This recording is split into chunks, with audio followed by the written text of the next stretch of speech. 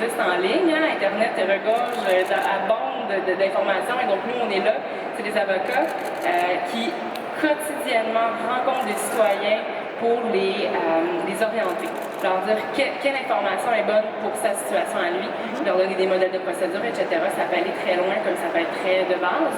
Et donc, on est là pour vraiment aider les personnes qui décident de s'informer et peut-être finalement soit décider de poursuivre un avocat parce qu'ils se rendent compte que bon, l'information c'est très compliqué à comprendre ou décident finalement de se représenter ça. Juste pour donner une idée de jusqu'à quel point vous êtes achalandé, vous pouvez répondre à combien de demandes dans une journée? Vous pouvez aider, soutenir combien de personnes par jour? Au centre de justice à Montréal, parce qu'il y a plusieurs centres de justice, comme la ministre Vallée a expliqué, il y en a 6 à travers le Québec. À Montréal, pour lequel je travaille, c'est une centaine, sinon plus, par semaine.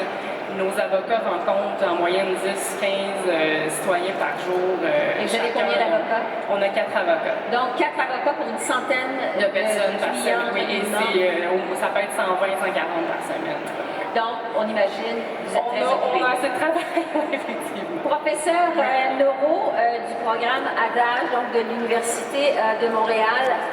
ADAGE, c'est pour accès à la justice, c'est ça. Accès au droit et à la justice, c'est ça.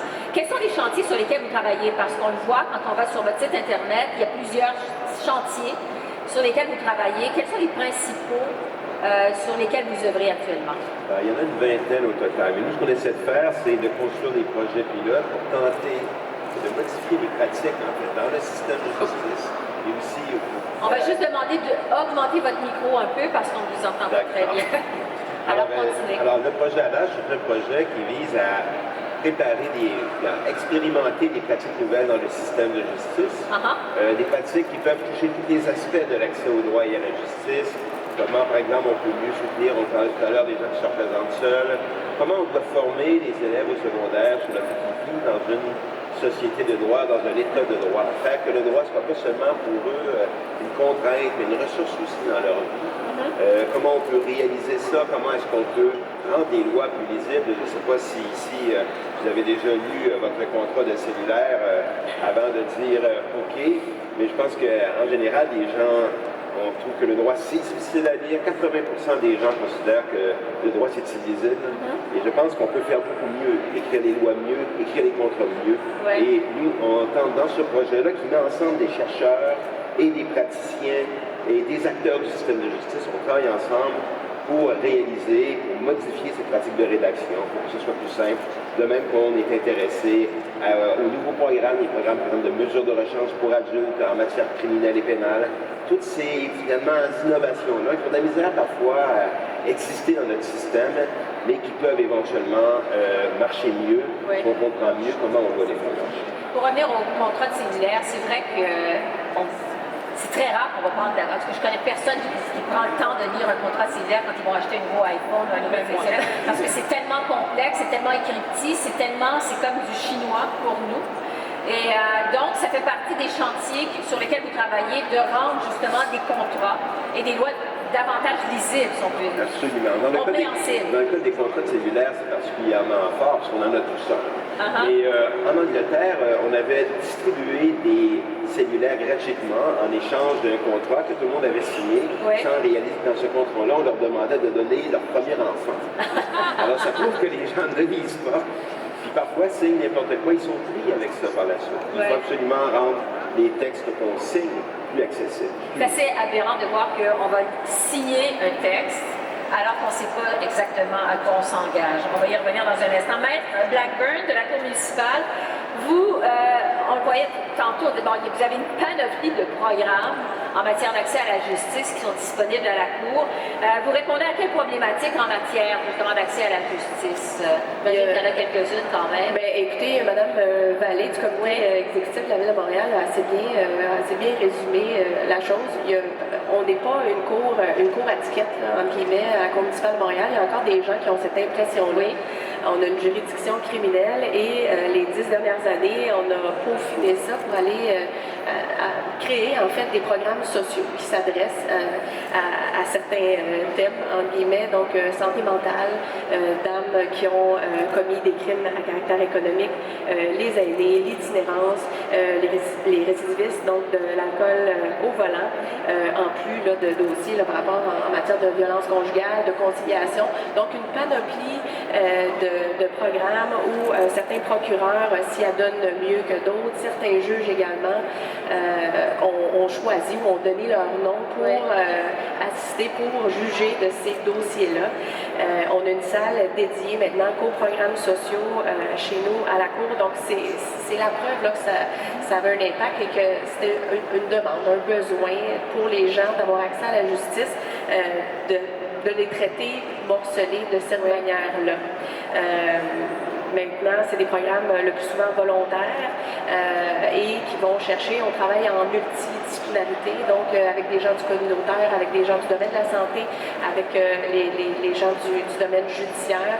Alors, vraiment pour favoriser, entre autres, l'accès, mais aussi pour réduire la récidive, ce qui est important également, et de réduire également le recours à la détention. Nos prisons sont pleines, donc on tente également par des suivis plus réguliers de l'encadrement, des gens qui se déplacent plus souvent à la cour, mais au final, on tente de régler ça d'une manière qui fait l'affaire de tout le monde finalement. Oui. Juste une sous-question pour vous. Pourquoi la Cour municipale? En fait, vous avez piqué un peu ma curiosité. Il y a un programme qui s'intéresse particulièrement aux femmes qui ont commis des crimes économiques. Ouais. Concrètement, ça ressemble à quoi? Concrètement, ça s'appelle le programme EVE. C'est associé avec la société Elizabeth Fry. Eux s'occupent des femmes en milieu soit carcéral ou sous probation, donc pour la réinsertion sociale. C'est un programme qui s'adresse qu'aux femmes à cause de ça, à cause de ce partenaire-là. Il pourrait y en avoir un pour les hommes. Si un jour il y a un budget pour ça ou que, quoi que ce soit. Donc ces dames-là, volontairement, viennent nous voir.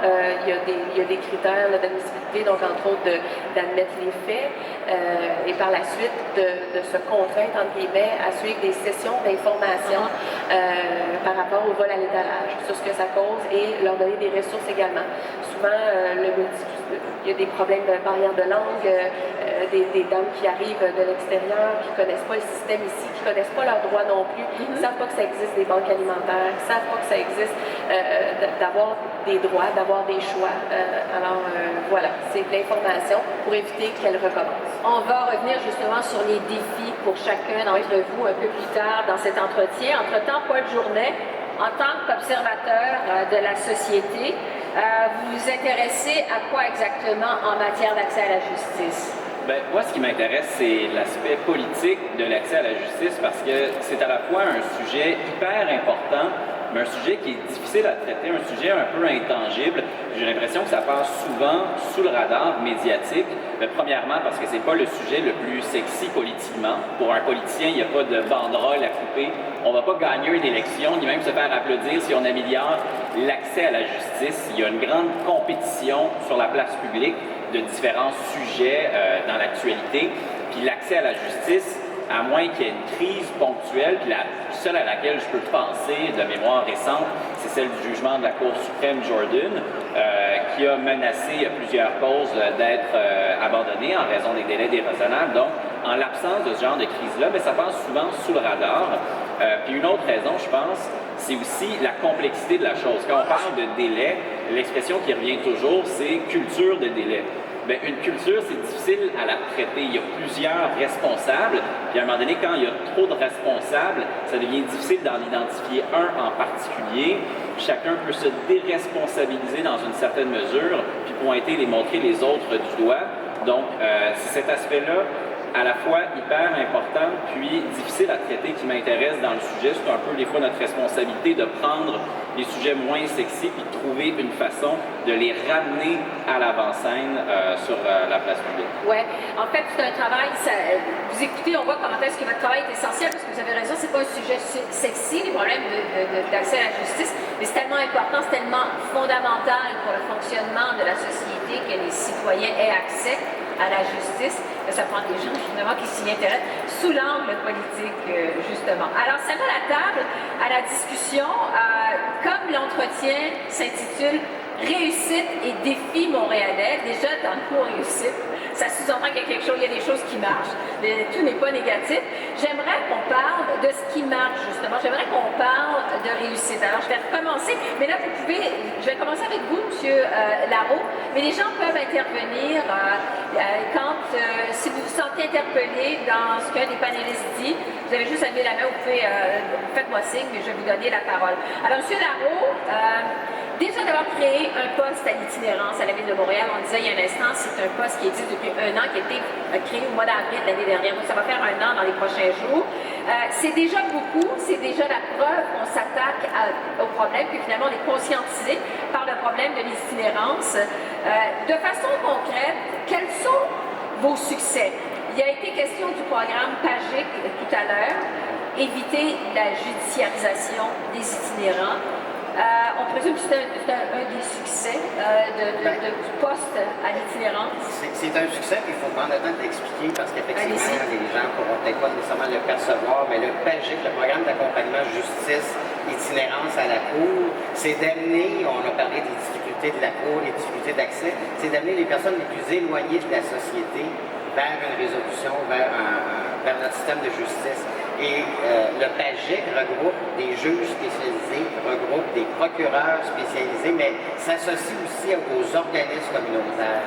Donc, il y a la clinique droit devant qui va aider les personnes à accéder au programme social. Et il y a aussi les organismes communautaires qui vont les aider à avoir un programme de réinsertion. Parce que pour vous expliquer le résultat et la réussite, c'est que vous avez des gens qui sont aux prises avec des milliers de dollars de contravention. Et le PAGIC leur offre, suite à un jugement, la capacité d'effacer les contraventions. Parce qu'on sait que les itinérants ne peuvent pas payer finalement. Bien, évidemment, parce qu'ils ont eu des milliers de dollars de contraventions pour des délits très mineurs. On parle de dormir dans l'espace public, on parle d'avoir consommé de l'alcool ou des drogues dans l'espace public. Donc, généralement, ce sont de très petits délits, mais qui s'accumulent, qui font des milliers de dollars et qui fait que la personne n'a pas envie de se réinsérer à cause de ça. Le jumelage du communautaire et de la Cour municipale, un jumelage qui n'est pas évident au premier abord, permet de créer des programmes de réinsertion. Et lorsque la personne arrive à la Cour par le biais du PAGIC, se propose d'intégrer un tel programme, elle doit le réussir évidemment, mais elle pourra courir la chance de voir ses peines diminuer, sinon annulées, et reprendre sa vie à zéro. On a le programme PAGIC a été créé en 2011 seulement, donc ça fait 6 ans. Il y a plus de 800 personnes qui ont réintégré la société à travers ce programme-là.